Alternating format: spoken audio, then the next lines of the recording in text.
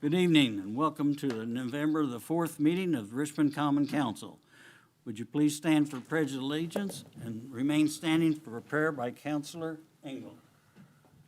I pledge allegiance to the flag of the United States of America and to the republic for which it stands, one nation, under God, indivisible, with liberty and justice for all.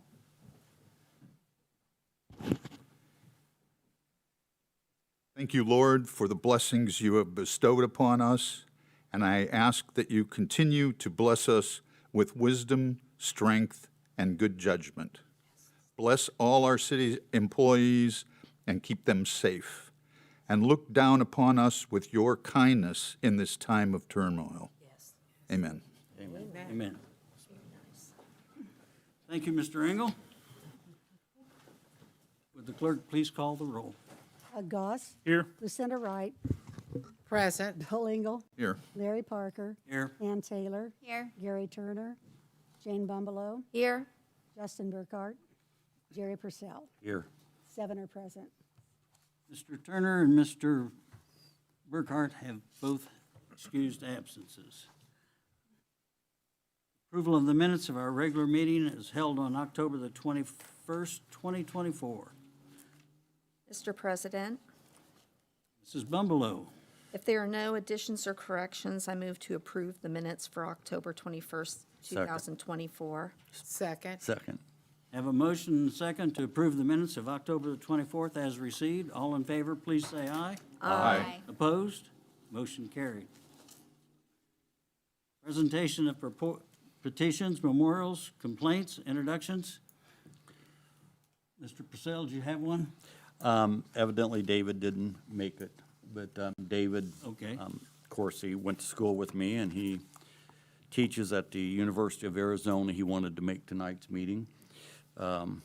I think it's commendable that he recently bought a house in my block and came here just to make sure the yard looked good for the neighbors.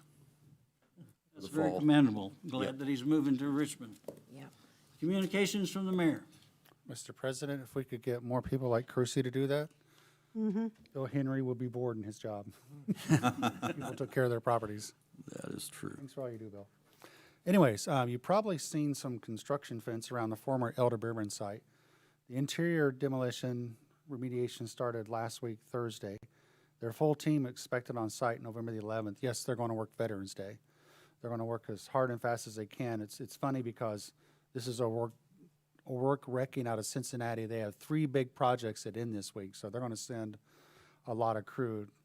Their deadline's early next year, but hopefully they'll get ahead of that because they, like I said, everything's kind of falling into place.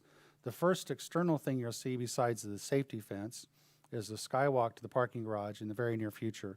They haven't sent the entire timeline yet, but that'll go through traffic department to the Board of Works, get approval for street closure, and they're down to just 2 days. They recently did a skywalk just like this in Cincinnati, and they have it figured out. We only need to close the street for about 2 days and be done and cleaned up.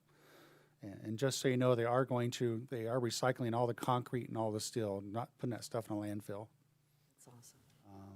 So South Service Drive, you remember several months ago, this is more for the public, between 6th and 7th was vacated. That's not been a public street for several months. And I noted that it will soon be blocked off by construction fence, but I think that actually happened today. They just got ahead of the weather. Their demolition work will be 7 a.m. to 5 p.m. Monday through Friday, and some Saturdays are optional if needed. They typically don't work Saturdays, almost never work Sundays, but just depends on how things go and how the weather looks. Once they start grinding concrete, they kind of don't want to stop. So I told them they could follow our noise ordinance on Saturdays, and no Sunday grinding, no noise and dust, and they're working on water, and they'll keep the dust down. They're going to spray water while they're doing that, so they keep the dust down. And also note, next Monday is Veterans Day. City offices are closed in observance of Veterans Day. There is an event at Veterans Park at 11 a.m., but the parade is this Saturday at 9 till noon. I'm sorry, this Saturday the 9th at noon, and this year it goes on East Main Street from 12th Street down here to 5th Street. I think it was last year, before last, it was on the west side, but because 9th Street and 8th Street construction's done, they can bring it back to Main Street this year from 12th to 5th, where it should be. I have a lot tonight. If you remember earlier this year, the county and the city worked together with help dollars and came up with hired Dr. Pisano to do a research on animal welfare and what we can do about problems with animals in the city and what we can do better with animal welfare. Continuing that, we're continuing to work on that, the city and county. There soon will be a low-cost vaccination clinic, and I say watch for that coming soon. It'll be posted on the city's social media, and there'll be something that's subsidized with some remaining help dollars. So it'll be a low-cost vaccination. I believe it's going to be at Help the Animals on the west side. We're trying to move some things around different places, and I say I believe, but I don't know that that's in stone yet. That's why I didn't put it on here. Just watch for that on city's social media. We're also firing up some low-cost spay and neuter clinics. Right now, we have November 18th scheduled, and that'll be for dogs only down at Animal Care Alliance on the south side of town, and then they'll do cats on the 19th and 20th. More details to come on how to register for that, and again, that's low cost, low barrier. If you have a dog that needs to be spayed or neutered, there's funding to help subsidize that, pay as much as you can, and the same way with cats on the 19th and 20th. Following that, you may or may not know that last year the city and county partnered and had 3 cat colony trap, neuter, and release events last year. We did 3 of them around the city. Well, this year we're extending it into the county. There's going to be one for the city of Hagerstown. I don't know exactly where. And there'll be one at a county trailer park. And that's sometime probably in November. A trap, neuter, release. There's some cat collies that have been identified. And I'm not saying exactly where. I know where, because we don't want people to just drop off cats that they want neutered for free and then pick them up afterwards. Because the TNR program is you neuter them, you spay and neuter them, you hold them for several hours as they recover, and you just release them back to where you found them. For these cat colonies that are most times, in both of these places, they're fed by local residents so that they're not sickly. Any sickly cats will be dealt with, but these are ones that are not sickly. They're just neighbors are taking care of them, feeding them. The colony is expanding out of control. So city and county using some help dollars to try to help control that animal population and reduce the number of animals we take to the shelters. And that's that. Thank you. Any questions of the mayor at this time? Mr. President, Mr. Engel? I don't have a question, but I do want to compliment animal welfare in the city and county, because the issue with cats is pretty much out of control. Mm-hmm. You know, I walk a lot in the city, and there's just cats all over the place, so. And TNR for the colonies, the feral cats, is the humane thing to do. So, we don't want to take them off and euthanize them. They can live their lives, again, unless they're sickly. So we know this from Dr. Pisano's research report. We've got a plan in place. So if they're healthy and are being fed, there's no reason to not let them live their natural lives. And cats spend 50% of their time outdoors anyways. Even if you had a house cat, they want us to be outdoors. So we know all that stuff now. So hopefully this will work really well to control the population. Just natural, there'll be natural decline in the future as we keep this up. So this is for the rest of this year from those remaining help dollars. You may recall that the city and county set aside a large portion of help dollars for this research project for Dr. Pisano. She came in at half the cost we expected, so the leftover money is being used to fund all this stuff. So the remaining money that we have to spend by the end of the year, and if it was already earmarked for animal welfare, why not spend on animal welfare? So I don't know what we'll get in different dollars next year, but we plan to continue this next year. We'll just have to find a source of funding. So we may even come to council and say, hey, could you appropriate some dollars to this and keep these things going if needed? So the other thing we're doing is tracking these cat colonies, and the city's been working with GIS and the website. Eventually, we're going to have something up where if you see a cat colony, you can post it. We can tag it and go look at them and see if it's one that hasn't been neutered because they mark their ears so you know, or spayed. So yes. Thank you. Any additional questions? I have one question. It's probably for the chief. The 37th Street and Kroger entry has got a blinking light. Is that temporary, or is that something we're trying? I don't know anything about it. It must be an error. I was by there yesterday. It wasn't blinking. It is tonight. It is today. Oh, was it? It I went is by there today. yesterday. Maybe it's an error. I know at different times, different Mr. ones. Parker, that is not anything that NDOT has scheduled to be on flash. If it is flashing, we need to let them know about that. All right. Well, that would be ours on 37th Street, right? Did you say 37th and Main? No, 37th and the Kroger entrance. Okay, so that is ours. That Yes. side entrance to Kroger and Walmart, that's ours. That So is you'll have traffic check it out and Yeah, see if I'll it's still have them blinking look at it tomorrow. tomorrow. Thank you. Appreciate it. You're welcome. Chief, excuse me, may I ask you a question? You may. I've gotten calls about police cars with no officers sitting in them in different spots around town. So we did talking- cover that. We did cover that last week. That is what we consider to be a decoy car. That's what I thought. Each week, we choose a certain section of the city for targeted enforcement, for distracted driving, reckless driving of that nature. So we use that. It's been completely stripped of our equipment, and we just put it in certain areas of that targeted enforcement area to kind of help with trying to get people to slow down and not pay attention to their phones. It works. It does work. It does work. It really does. Yeah, I slowed down. Did you put your brakes on? But, No, I took my foot off the brakes. Off the gas. Yeah, we have been doing this for several weeks now, and we are going to put that out to the community to let them know if they see that, that is what that is. I've received. So we will continue to pick a different section each week. So if you have complaints of speeding, distracted drivers, anything like that, I know I've worked with Councilman Purcell already, and that was actually our first area that we deployed that car, and it was very successful. I think it's a great idea. Yeah. Mr. President?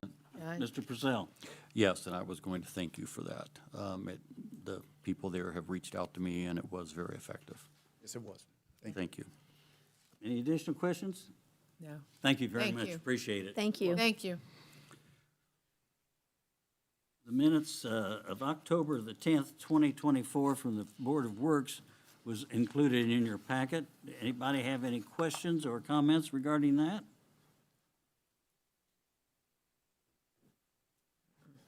Hearing none, we have no reports from department heads tonight that I'm aware of.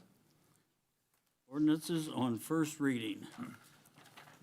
Mr. President, Mr. Goss, I'd like to make a motion that we read ordinance 57, 2024, 60, 2024, 61, 2024, 62, 2024, and 63, 2024 by title only.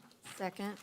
have a motion and a second to read ordinances 57, 60, 61, 62, and 63, 2024 by title only.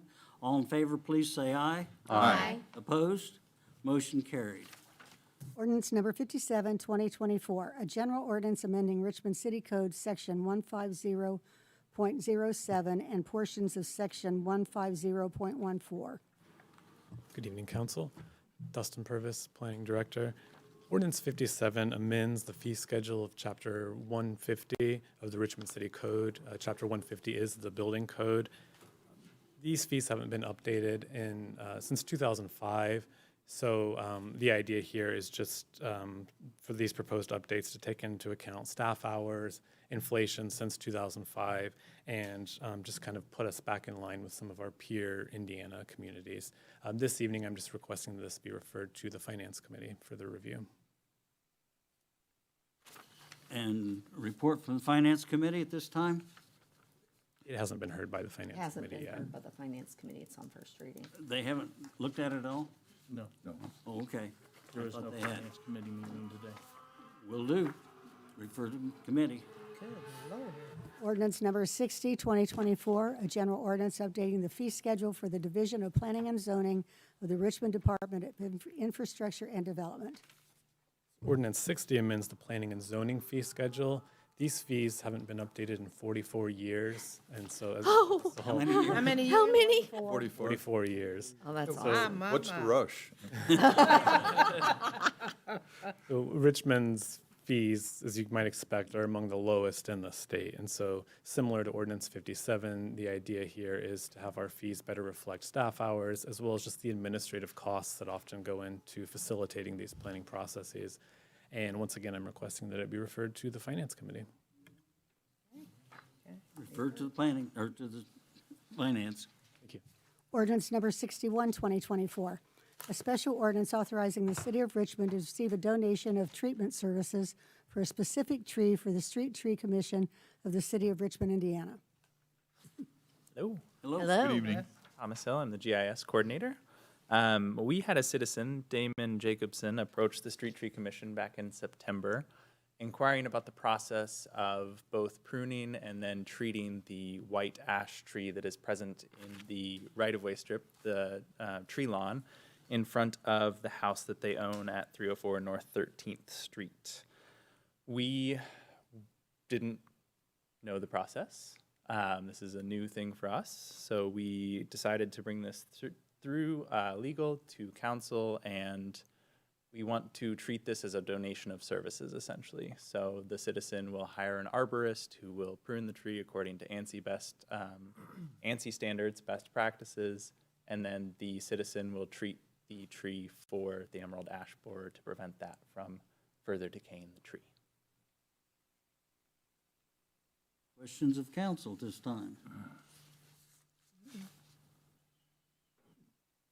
Hearing none, what is council's pleasure?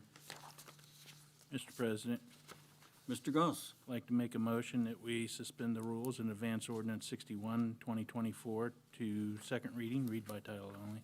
Second.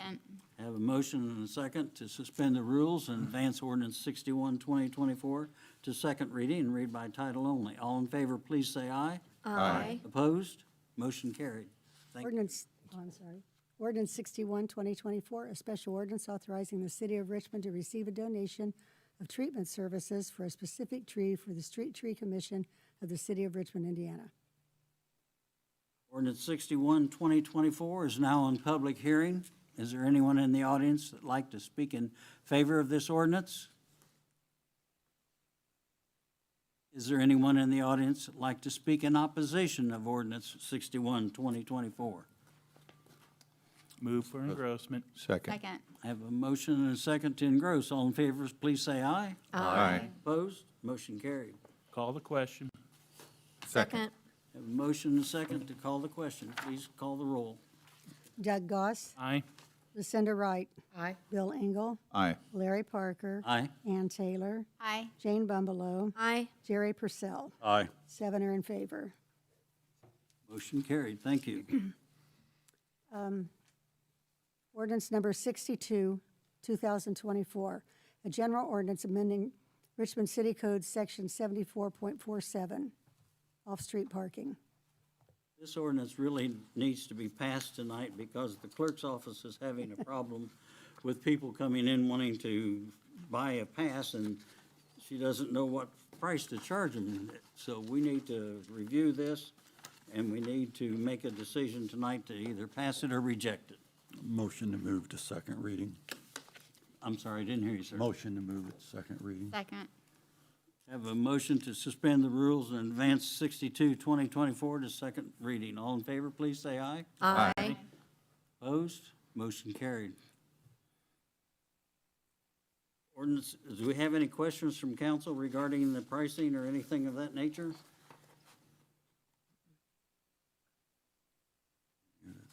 Okay, ordinance 62-2024 is on second reading, which is public hearing. Is there anyone in the audience like to speak in favor of this ordinance? Is there anyone in the audience like to speak in opposition to this ordinance? David Carpenter, 400 Richmond Avenue. My opposition is the fact of we're going from $15 to $30, which is double the cost. I feel like that type of increase with the inflation and the hardships going on in our community and elsewhere, I feel like now should not quite be the time, or at least not as doubling it, but maybe perhaps taking smaller increments up to that dollar amount.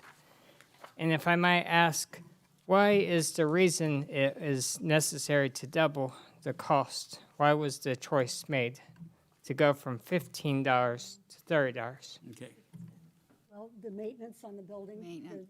parking lot and the garage, and utilities, and the personnel to run them is increased.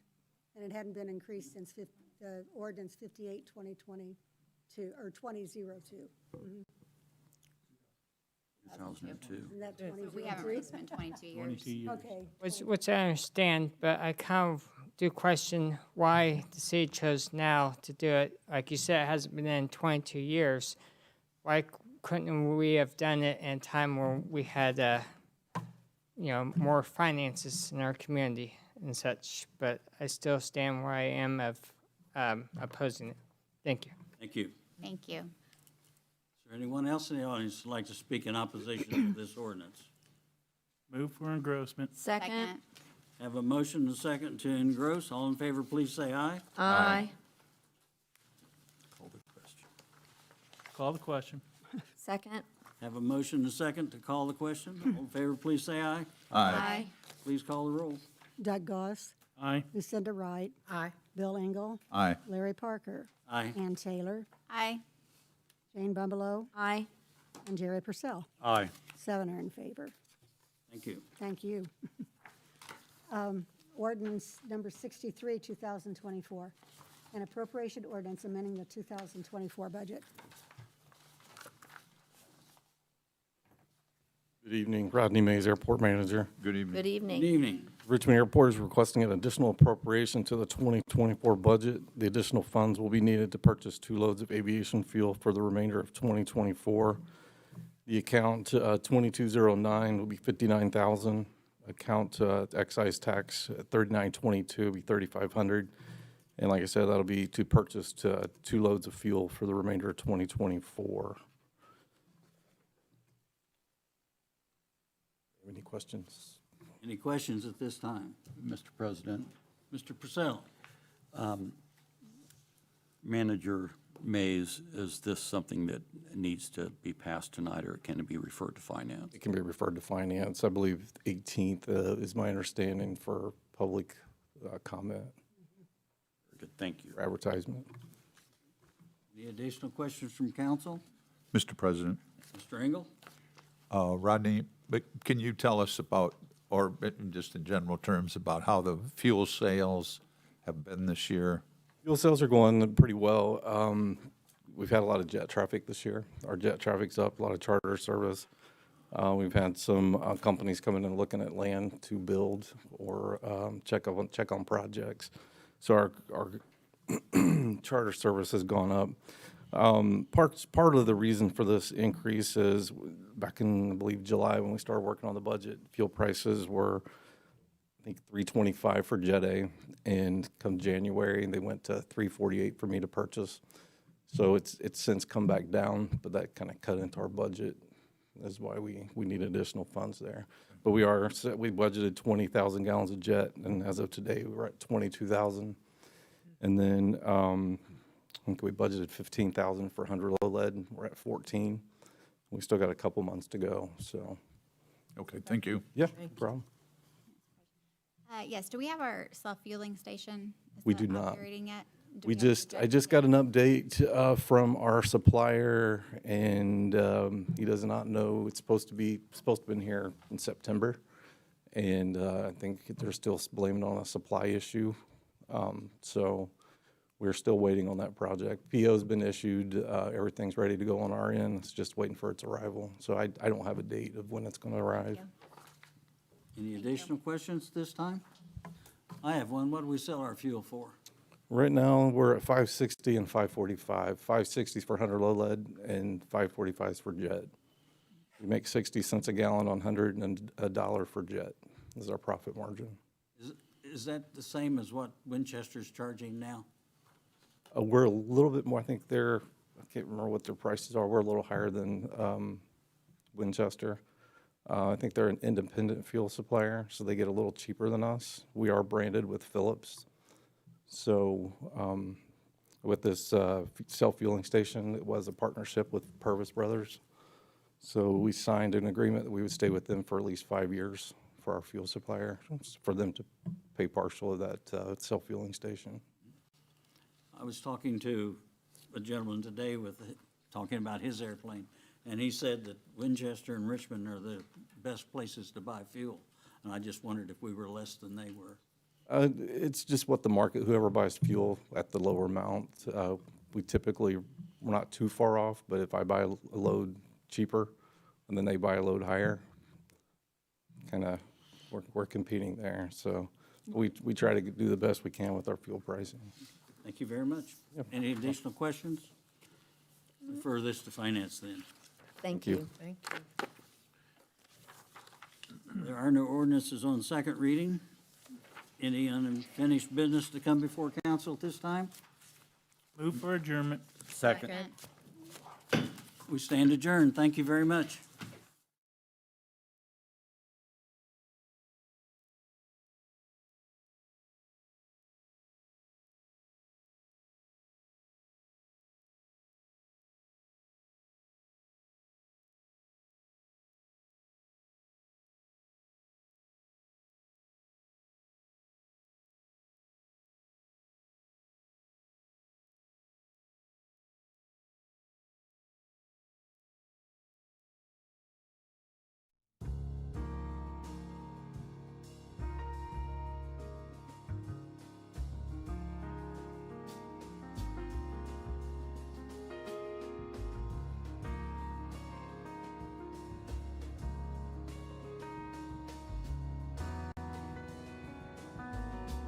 You are watching Whitewater Government Television, WGTV, Channel 11, part of the Whitewater Community Television family of stations.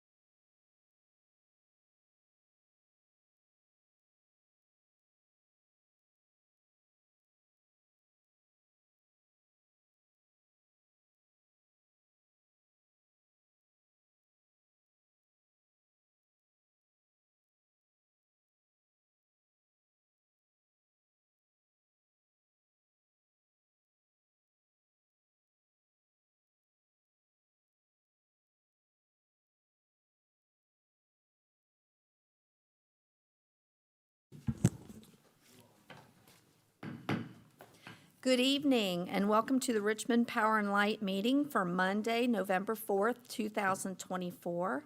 Madam Clerk, would you please call the roll? Doug Goss. Here. Lucinda Wright. Present. Bill Engel. Here. Larry Parker. Here. Ann Taylor. Here. Jane Bumbelow. Here. And Jerry Purcell. Here. 7 are present. Thank you. Next, we have the approval of the minutes.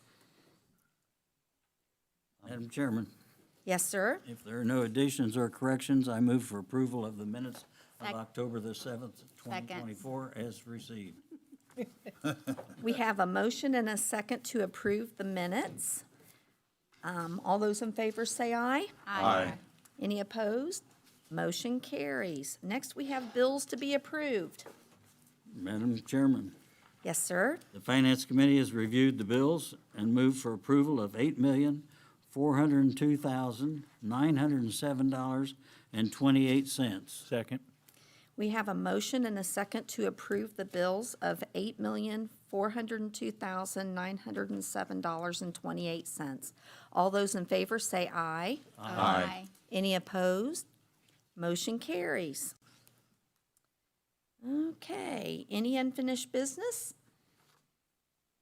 Next, we have the report by the general manager. Well, good evening, everyone. Good evening, Tony. So we do not have any items that require action tonight, so thought we'd do things a little different when it came to the budget presentation, and we'll talk, usually what we do with the budget presentation, the first part of that is the kind of the year in review, talking about everything we did accomplish and throughout the year. So we're going to do that tonight. But first, we thought we'd be nice to recognize, since Veterans Day is next week, all the veterans we have at RP&L.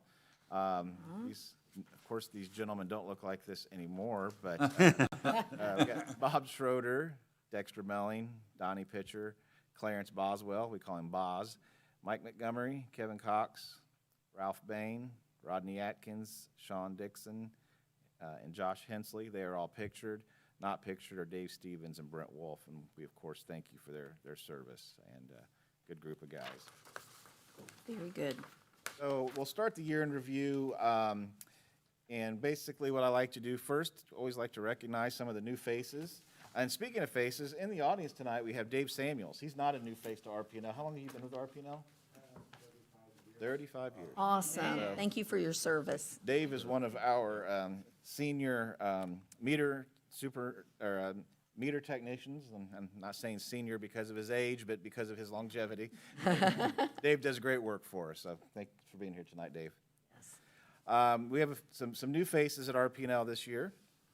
Brent Weriter, he is our underground facilities locator. Owen Welburn, journeyman lineman. Cooper Lee, he's our new VoIP implementation specialist and Parallax. Ross Peacock is a laborer in line department, as well as Aaron Alexander. And Sarah Corder came to us, and she now works in the customer service office downtown. And finally, we have Matt Palmieri that works with Dave in the meter department. He's a meter clerk. And Jody Coakley, she works in the general office as an accounting clerk. So always like to recognize our new faces. When I started at RP&L 6 years ago, they said, Tony, we haven't hired anyone new in probably 3 to 4 years, but we're going to start seeing a lot of retirements, and there's going to be a lot of changeover. In the past 6 years since I started, it seems like our baby boomers have been retiring, and we've had a lot of new faces at the company. Speaking of which, in the Human Resources Office this year, they facilitated hiring those new 8 people. And when we hire folks, of course, there's interviews, there's background checks. We do a personality test for each person, or like a skills test. So the process is lengthy because we want the best, and we get the best. We did have 3 retirements this year. Gabe Ozell, Jim Morris, and Ted Carr, and their total combined service was 66 years. You may be asking, well, why did you hire 8 when you only lost 3? And the reason for that is when we get towards the end of the year, like right now, we have some vacancies. We have those positions posted. We're going to be doing our due diligence and making offers in December with a hire date in January. So that's what has happened in this case. We had a couple leftovers from 2023 that started in 2024 leftovers meaning vacancies. And then, for example, with Matt Palmieri that I mentioned, he is a position that we hired. He started mid-year for training purposes, so he could train with the person that will be retiring in 2025. Wonderful. We had 41 promotions, and what I mean by that is that especially individuals that are apprentices, their apprenticeships occur in 6-month increments. So once they reach their goals and meet those standards, then they move up through their apprenticeship program. So this is a lot for the HR department to keep track of, but we had 41 of those this year. Another successful health fair. It's voluntary. We had 53 participants. And this year we also had a high school intern that is interning in the mechanics garage. It's been a big help. In the customer service office this year, we have new online fillable forms that have also been translated into Spanish. All of our customer service team has made it to some customer service training this year. Amy Burris is the manager of the customer service office. She does a great job keeping everybody up to speed. She's developed new training books, and is really good at keeping our data straight, and she's scanned all of our old information into our NISC vault. The new addition at the customer service office, again, I mentioned earlier, Sarah Corder. And as always, even though our software is going on 3 years old, we're still finding ways to improve, and Amy does a really good job of working with NISC to find efficiencies and new reports. In the meter department, we have 2 new team members. Tyler Collins came from the customer service office, so he was an internal move, and Matt Palmieri that I mentioned earlier. Depending on where the meter technicians are and their education and their experience, there are different meter schools that we send them to throughout the year, and I have those different classes listed there. The meter side of things is very technical. It's not what you think of in the old days where someone just went around and read meters. It's networking, and the meters all talk to each other through collectors and repeaters, and they're basically they are the cash register for the utility. So they need to be very accurate because otherwise we would be losing out in revenue. So very important department, and they do great work. Speaking of meters, this year, this was through September 30th, 3,150 AMI meters were installed, with about 1,000 on hand to be installed the rest of the year. We have approximately 15,000 AMI meters in service, with about 6,000 more to be installed for full deployment. So the AMI meters are the two-way meters that help give us all those cool features that I talk about that are on the mobile app and other things like that, where we can gather more data than we used to be able to in the past. Chairman. Yes, sir. Tony, with the 2 new people in the meter department, are we up to speed? Do we have a full complement? Yeah, they are fully staffed, and we have 1 retirement that's going to occur first of next year. Okay. Right. 26? So there's 9 in the meter department currently. There will be 8, and that's our normal amount in the meter department after that retirement occurs. Line and engineering, I kind of combined these together because the line engineering and line departments work very, very closely together. So in 2022, we budgeted for a new control house at the Whitewater Valley Station at the coal-fired plant. And that arrived in 23, and early this year, we did get the final pieces of the control house connected so that the 13.8 system is operating through that control house, which was a tremendous amount of work, and we did all of this in-house. Of course, there's a little bit of testing and things done by contractors, but we have really, really good employees at RP&L. We were able to do all this in-house, which says a lot. Another thing that we're doing in-house is that we're updating and upgrading the 4 kV system at the Johnson Street substation, which is down in the gorge next to Veterans Park. Again, all of this work is the design and installation of the new components. All of this is, again, being done in-house. This has been a multi-year program and is going to continue for another year or so, but we're doing it that way so we can budget it each year to get to the next step of the project. Earlier this year, you may recall I came to you with a request to order some new 69 kV circuit breakers, as we were having some trouble with some circuit breakers that really shouldn't have worn out at this point, but they were. So pictured here are those 4 new circuit breakers. They just arrived here in the last few weeks, so we'll be working to get those installed. So that's a big accomplishment to actually have some form of a component that you can actually get in the same year. That doesn't happen much anymore. Nice. Engineering and line department, of course, are customer focused, and again, they had a lot of work, and Meter contributes to these projects as well. Anchor Ingredients, Blue Buffalo, Smith Dairy, Chipotle, Wetzel Ram Jeep, Impa Solar Parks, and many, many more. There are so many projects that they work on every day with our business community and residential community that keeps them very busy. Training is key. We have a training program, and we work with IMPA, and IMPA partners with TVPPA, and we have instructors that do come to us, and we're able to have all these different trainings, and we have a training at least once a month, and this is the list of the trainings that occurred this year, and we have more scheduled for November and December. Everything from confined space, which is pictured on the left, to pole top rescue on the right, grounding, heat and cold, how to deal with that when you're working outside, underground safety, hazardous communication, trenching, shoring, backfeed safety, forklift safety, personal safety, first aid. And some of these they get every year, but most of them are something different year to year. So we take pride in making sure our folks are trained for safety reasons. And the IT department, all of our network switches were replaced this year and under budget by $15,000. Our SCADA notification process was reworked. So I talked about this last month as to how we are notified when there's an outage and how we get information. So what we were running up against in large storms like we experienced with Hurricane Helene's remnants, there was so much activity that occurs that Verizon eventually says, that's enough, we can't send any more text for you guys. And that's not a good thing. Or it would cost a considerable amount for us to subscribe for more.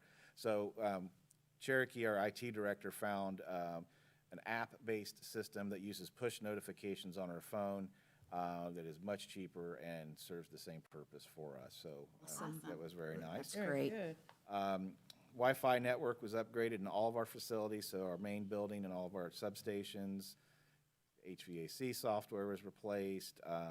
Windows LAPS was deployed. I don't know what LAPS means, but it has to do with your software password, keeping those updated and recorded and all that good stuff. Doug, you could probably explain it better than I can, but. Security. That's all I need to say was security. And we're currently in the process of updating our firewall. What else do we got here? In finance, this year, Sandra did a really nice job of researching best investment options for our reserve accounts, and we earned over 5% for most of the year. Now that rates have gone down a little bit, we're seeing those drop, but that's been a big help for our finances. Pictured there is Jody Coakley, our new hire, and looks like she didn't even know Mary took that picture, but there she is paying bills. There you go. Yeah, you're not supposed to tell everybody. Jody came from the city building. Daggone it, Karen, you got me in trouble. Once again, this year, finance did a great job. We had clean audits, and you get your monthly financials in a timely manner. When we had our software conversion, that wasn't necessarily the case, but we're back on track with that. So good job to the finance office. Parallax, we mentioned this earlier. We did hire Cooper Lee as the new VoIP implementation specialist. This is a picture of Cooper at his signing day at his high school. Cooper's coming to us right out of high school. He was an intern with us for a year and just did a tremendous job. So we were able to hire him on. We had that position that we were created, and he's doing a tremendous job for us. Wonderful. At this time last year, we were talking to you about how life would be so much easier if Parallax had their own bucket truck, and I think it was Larry's idea to go ahead and get that bidding started late in the year, and we did, and we got our bucket truck in early this year. Wonderful. Another profitable year. We'll talk a little bit about that next week in the budget presentation, but we did see growth in all key areas of their business model, including 31 new fiber customers, 21 new VoIP customers, and 17 new camera systems. So Parallax continues to do very well, and we're very proud of their operations. We also stay active in the community. Honestly, most all of this is because of Mary. She does a great job. First thing that she administers is the Partners in Education program with Richmond Community Schools. She always makes sure if there's a Touch a Truck event that we have a truck there. And pictured in the middle is Caleb Pickering. He's currently our assistant SCADA operator, but he's a former lineman and always volunteers his time to do those events for us, which we appreciate. As you know, our guys take pride in hanging the flags around the community. We participate in Safety Village and parades like the Veterans Parade that will be occurring the Saturday that Mayor Oler mentioned earlier. And we also, pictured here is it's not just a random picture off of Google. That is actually at RP&L. That is our experimental wildflower field. And the reason we did that, number one, we did that to cut down on mowing. But number two, we have to, when and if the CCR project ever comes to fruition, we're not going to be able to let it just grow. You can't have anything penetrating into that cap. So we're looking at some sort of wildflower, native grasses, experiment here to see if that would work there, because we don't want to have to be mowing 8 acres like a golf course every month. So we're experimenting with this, and that is a picture of our wildflowers this year. They look beautiful. They are beautiful.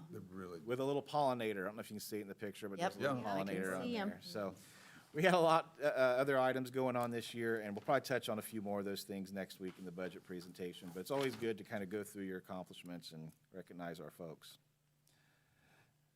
And one last thing tonight. I know it's my cheesy little diagram there, and it says RP&L battery powered. Well, that is true. So the EMPA Board of Commissioners voted at the October 25th Board of Commissioners meeting to allocate funds for a battery storage project to be placed in Richmond. This will be the first of its kind for EMPA, and it's an honor that they chose Richmond. Solar Park 6 was laid out originally for a potential battery, and that is where they will place this battery program. And if you're looking at what they're called in the industry, it's called a BESS, or Battery Energy Storage System. So anyway, that's what we're going to have. Again, the Solar 6 is at the corner of South 23rd and Wernley. So EMPA is continually looking at their resources and planning, and their current planning models show that more solar is not needed in Richmond at this time, but there is a value in behind-the-meter storage in the PJM area, which Richmond resides. And so PJM is a regional transmission organization that monitors the flow of energy for a region. So if you look at the little map there, there's a little speck in Indiana below the larger yellow blob, and that's Richmond. We are literally on the border of PJM and MISO. But anyway, EMPA thought their models show that we have enough solar, so this is the next thing they'd like to tackle is battery storage. So these will be lithium iron phosphate batteries, and again, they will total about 6 megawatts of storage, and they could discharge over a 4-hour period. So this is what the batteries will look like. The buildings there in the middle are the batteries, and then those little buildings on the outskirts are inverters and the other IT-related components to those. So the battery will charge during periods of low demand and be discharged during periods of peak demand. So basically, if it's not being charged by solar, they could charge the batteries off the grid overnight and then discharge the batteries in the morning when we have that morning peak. So in the mornings, we have a peak when everybody wakes up, they turn on their lights, they take their showers, they get the kids off to school. Things kind of slow back down. They pick up in the afternoon, and late afternoon they dip. Then we have another curve in the evening when everybody goes home, turns on the oven, starts doing a load of laundry, starts doing homework. So the idea is we charge the battery when there's low demand, and we discharge the battery when there's a higher demand, because energy is, when there's a high demand, energy costs more. So the battery would basically be able, in the industry, they call it a peak shaver. It's shaving those peaks. So that's what IMPA wants to experiment with, is can we use this battery to shave peaks and save money? And the one question we get, just like our solar parks, will the battery, so all of our solar stays here and all the battery will stay here as well, which is pretty cool. And this is also, I think, going to be a great tool for our community, for economic development. We have a lot of industry that's concerned about their ESG scores, how green their energy is. So this is going to be another great story to tell and another selling point for our community. Very good. Questions? Mr. Chairman. Yes, sir. Tony, so will this affect IMPA's peaker stations? Not, I mean, this is such, I mean, 6 megawatts is a lot for, it's a lot of energy, but at this level right now, it's not going to create a huge dent. But long-term, if this becomes the norm, it's going to play a really large role in their portfolio. So, okay. But again, this is really a great opportunity for Richmond to be the first one in the IMPA's portfolio to have a battery. So, So it would not have a dramatic impact during really hot or really cold? I mean, of course, yeah, it's going to help. I mean, originally when Solar 6 was designed, IMPA was planning to install a 0.5 megawatt battery. And that would really have just been to experiment with, just to see how it works. This will actually play a role in our power needs in the community of an evening or in the morning when they decide to discharge it. So That's awesome. Thank you. we'll have a lot of, if you enjoy this stuff, we'll have a lot of fun monitoring how this works. So let's see what I have next. Project is expected to be operational fourth quarter next year, worst case first quarter 2026, pending permitting approvals, et cetera. I did talk to Jack Alvey, the president of IMPA, on Friday, and he did say that they've already run this by the planning office here at the city building, and no additional permits, variances, or anything like that will be required. So that saves them a little bit of time. But we will keep you in the loop as this develops. So it's kind of a cool thing for Richmond. So. Mr. Chairman. Yes, sir. I appreciate that you will keep us informed, because I always have a question about, can we get the equipment in a timely fashion, and can we get whatever else we need for this project? So IMPA's really excited about this, and once they got the green light at their board meeting, they started ordering the components. So they're jumping right on it. So. Awesome. Thank you. Thank you. And let's see what else we got. RP&L offices will be closed on Veterans Day, just like the city building, like Mayor Oler mentioned earlier. And finally, I passed out your budget books tonight, and we do have our special meeting to review the 2025 operating and capital budgets.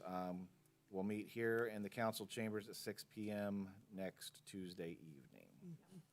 And if you come a few minutes early, we'll have some food in the law conference room, because I plan to keep you a long time that night. I don't want you getting tired or hungry. So. All right. All right. Yeah.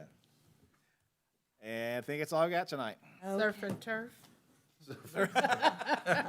I'll let Mary know that's your request. Yeah. Or ribs. Ribs. Good ribs. Any questions for me this evening? Any questions?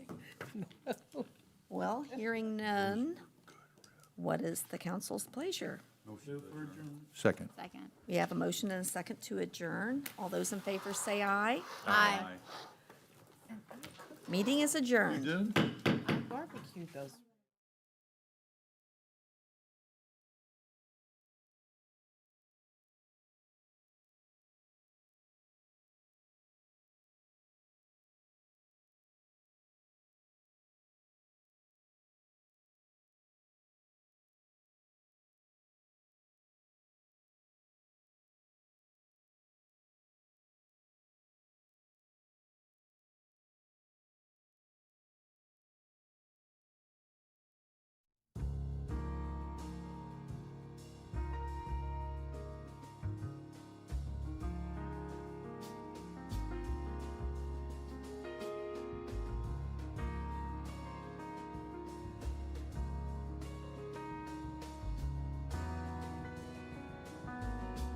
You are watching Whitewater Government Television, WGTV, Channel 11, part of the Whitewater Community Television family of stations.